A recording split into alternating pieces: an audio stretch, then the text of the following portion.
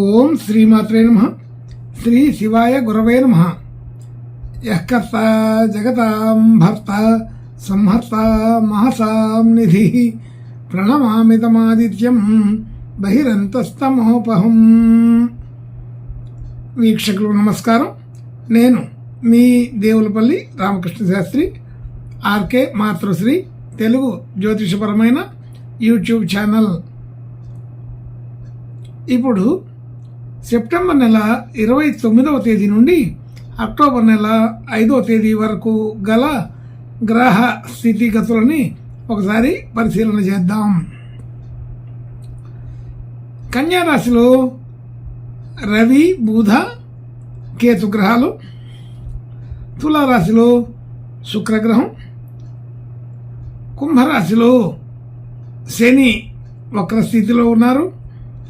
అలాగే మీనరాశిలో రాహుగ్రహం. వృషభ రాశిలో గురుగ్రహం.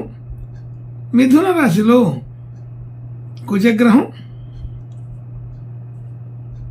సింహరాశిలో చంద్రగ్రహం సంచరిస్తున్నాయి.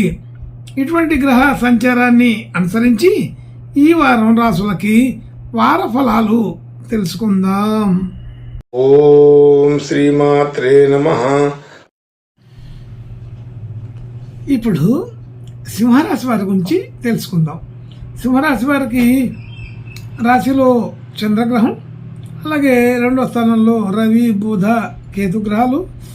3వ స్థానంలో శుక్రగ్రహం.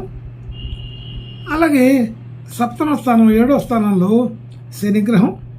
8వ స్థానంలో రాహుగ్రహం. 10వ స్థానంలో గురుగ్రహం. 11వ స్థానంలో కుజగ్రహం సంచరిస్తున్నాయి. ఇటువంటి గ్రహ సంచారాన్ని అనుసరించి ఈ వారం ఈ సింహరాశి వారికి మంచి అనుకూలమైనటువంటి ఫలితాలే కనబడుతున్నాయి. అయితే దాంట్లో కూడా కొంచెం మిశ్రమంగా ఉండవచ్చు. అంటే శుభాధిక్యత ఎక్కువగా కలిగినటువంటి మిశ్రమ ఫలితాలు ఈ వారంలో.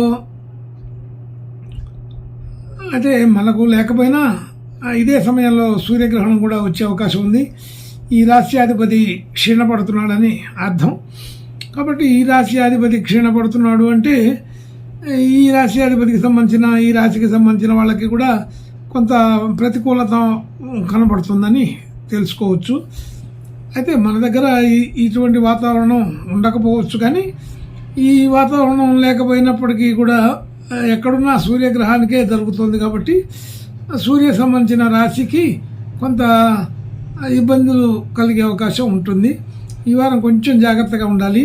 ముఖ్యంగా సూర్య గ్రహణానికి అంటే 2వ తారీఖుకి ఒకరోజు ముందు వెనుక కూడా కొంచెం జాగ్రత్తగా ఉంటే సరిపోతుంది. అయినప్పటికీ కూడా మిగిలిన విషయాలు ధనయోగాదుల్లో స్వల్పమైన మార్పులు ఉండవచ్చు. సమయానుకూలంగా లేకపోయినప్పటికీ కూడా ధనయోగాలు బాగానే కుదురుతాయి. అంటే మాట తీరు వ్యవహారంలో కొంచెం అనుకూలత తక్కువగా ఉంటుంది. అలాగే కుటుంబ సభ్యులు, బంధుమిత్రులు అందరితో కూడా సఖ్యతగానే ఉంటారు, కానీ అంత యాక్టివ్గా ఉండలేకపోవచ్చు. అలాగే గృహ వాహన యోగాదులన్నీ కూడా సాధారణంగా ఉంటాయి. పెద్దగా ఇబ్బందికరమైన విషయాలు అయితే ఉండవు. అలాగే పంచమ సంబంధించిన విషయాల్లో కూడా అనుకూలత బాగానే ఉంటుంది. విద్యార్థులకు విద్యా సంబంధించిన విషయాలకి అనుకూలపడే పరిస్థితులు సాధారణంగా ఉంటాయి. ఏదైనా మధ్యస్థమైన ఫలితాలుగానే చెప్పుకోవాలి. కొత్త కొత్త విషయాలు నేర్చుకోవడానికి, కొత్త కోర్సులు నేర్చుకోవడానికి ఇది సరైన సమయం అయితే కాదు. ఇటువంటి ప్రయత్నాలు చేయడానికి ఇంకా కొంత టైం ఎక్కువ తీసుకుంటే బాగుంటుంది. అలాగే ఆరోగ్యపరమైన విషయాలు సాధారణంగా ఉంటాయి, పెద్దగా ఇబ్బందికరమైన విషయాలు ఉండవు. ఆర్థికపరమైన విషయాల్లో కూడా చిన్న చిన్న మార్పులు ఉంటాయి, కానీ పెద్దగా ఇబ్బంది అయితే కలిగే పరిస్థితి కాదు. అలాగే శత్రు, రుణ, రోగ కారకం అనే మాటకు ఇక్కడ పెద్దగా ఇబ్బంది కలిగే పరిస్థితి ఎక్కడ కనబడట్లేదు. అయితే శత్రు బాధ అనేది ఉంటుంది. అంటే దాంట్లో స్వల్పమైనటువంటి విభేదాలు వచ్చే అవకాశం ఉంటుంది.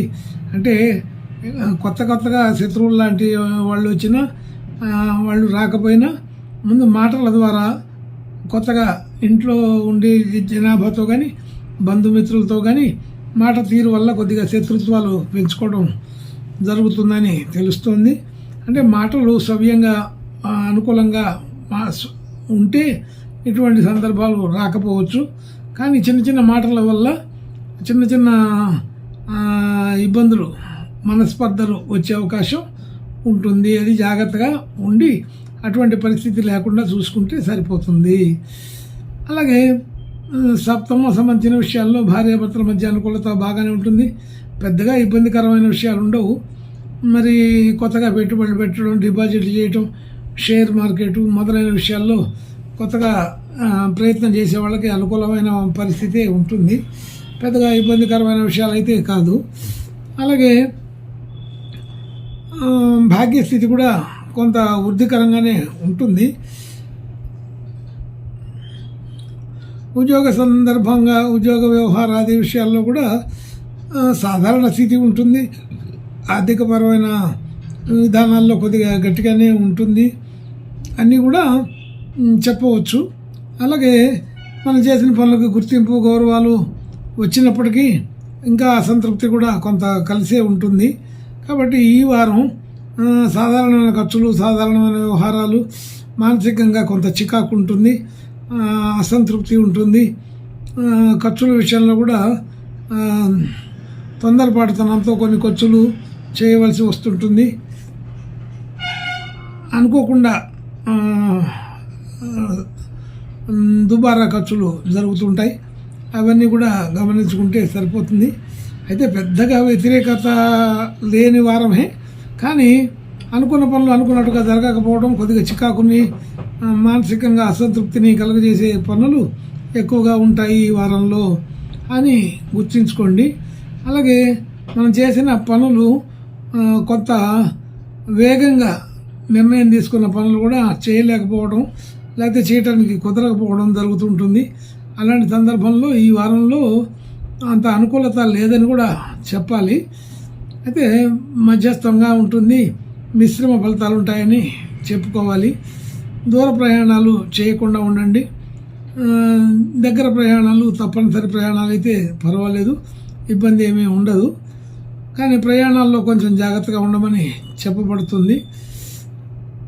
కాబట్టి ఎలా చూసినా ఈ సింహరాశి వారికి ఈ వారం మధ్యస్థమైన వాతావరణమే ఉంటుంది. కానీ పెద్దగా ఎక్స్పెక్ట్ చేసి ఆశించడం అనేది ఉండకూడదు.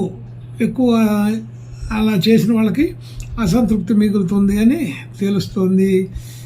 ఇంకా మంచి శుభలక్షణాలు కలగడం కోసం ఈ సింహరాశి వారు ఈ వారం దుర్గామాతని ఆరాధించటం, పూజించటం చాలా మంచి విషయం అని తెలుస్తుంది. అంటే దుర్గామాత అనుగ్రహం, లలిత సహస్రనామ పారాయణ మొదలైనవి ఈ సింహరాశి వాళ్ళకి అనుకూలమైనటువంటి విషయాలు. శుభం భూయాత్. ఓం శ్రీమాత్రే నమః.